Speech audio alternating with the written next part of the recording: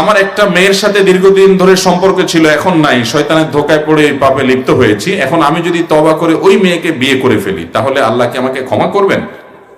ভাইরা আমার, অনেক যুবক ভাইরা এই হারাম এবং পাপাচারে লিপ্ত হয়েছেন, আল্লাহ বুঝ দিয়েছেন, সাথে সাথে ছেড়ে চলে আসেন। যদি সে মেয়ে বিয়ের উপযুক্ত হয়, দিনদার হয়, ভালো মনে হয়, দিনদার মেয়ে তো আর প্রেম করার কথা না। দিনদার মেয়েকে এই 2 নম্বর কাজ করার কথা।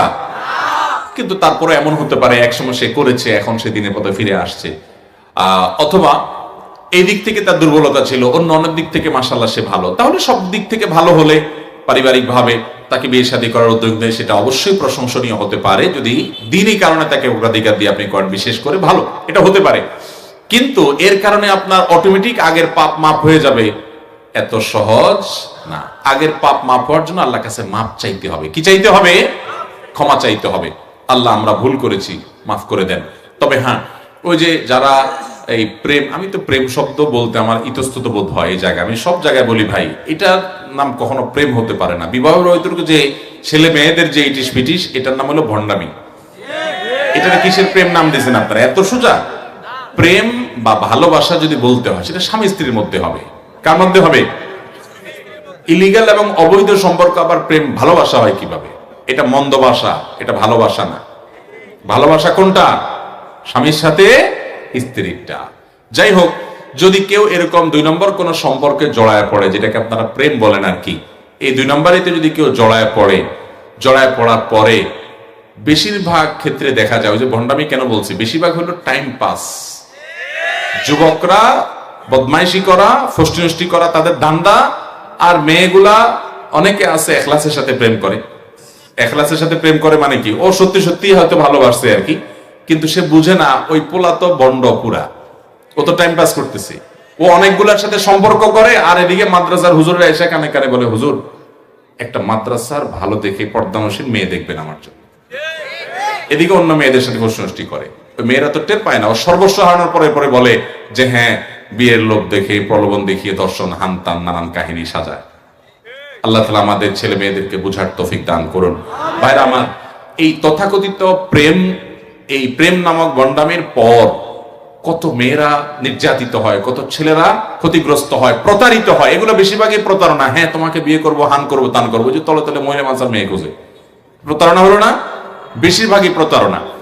যদি কেউ এই প্রতারণা করেছে, এরপরে তওবা করে ফিরে আসছে, আবার তাকে বিয়ে করছে, মন্দের ভালো। কিন্তু আবার এটা মনে করবেন না, অনেকে মনে করে হুজুর প্রেমের উদ্দেশ্যে বিয়ের উদ্দেশ্যে প্রেম করছি, আমার মধ্যে কোনো খারাপ মতলব নাই যে প্রতারণা করবো, 2 নম্বরই করবো, আমার নিয়তটা খালেস, আমি তার বিয়ে করব। এই উদ্দেশ্যে প্রেম করলে জায়েজ হবে কিনা?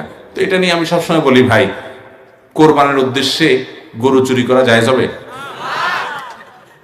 আপনি একটা গরু চুরি করলেন, নিয়ত কি? আল্লাহর রাস্তায় আল্লাহরে খুশি করার জন্য বিসমিল্লাহ আল্লাহু আকবার বলে কোরবানি দিয়া নিজে গোশত খাইবো, এলাকা মানুষকে খাওয়াইবো, মাদ্রাসায়ও দান করিব, এরকম খালেস নিয়তে যদি আপনি চুরি করিয়া গরু জবাই দিয়া কোরবানি করেন, সওয়াব পাইবেন না মায়ের খাইবেন?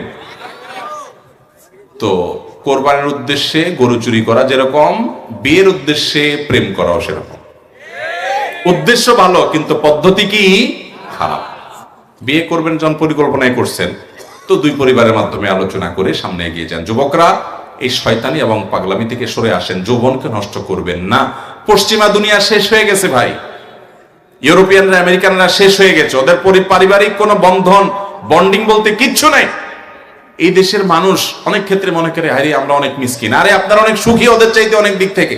এর ভিতরে একটা দিক এটাও যে শুধুমাত্র রোডঘাট চকচকা দেখেন, ওদের বাহিরগুলা সব ফ্রেশ দেখেন, অনেক কিছু ভালো দেখেন, মনে করেন সব সুখের সাগরে ভাসতেছে।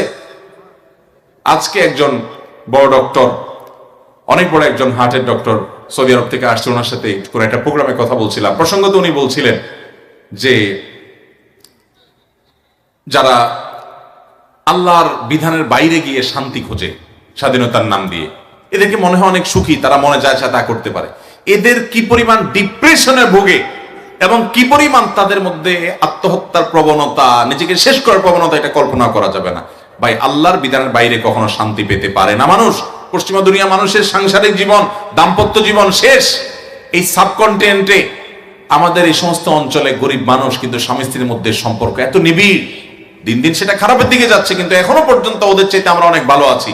বিবাহ বহির্ভূত সম্পর্ক কখনো মানুষের জীবনের শান্তি আনে না।